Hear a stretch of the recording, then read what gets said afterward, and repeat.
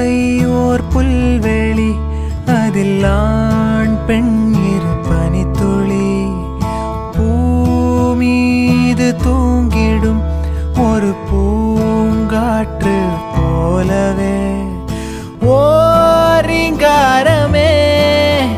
இரு நெஞ்சில் மௌனமாக கேட்குமே, ஆகாய மழையில் நீராடும் கூந்தலும் மீசையும், ஆகாய மழையில் நீராடும் கூந்தலும் மீசையும்.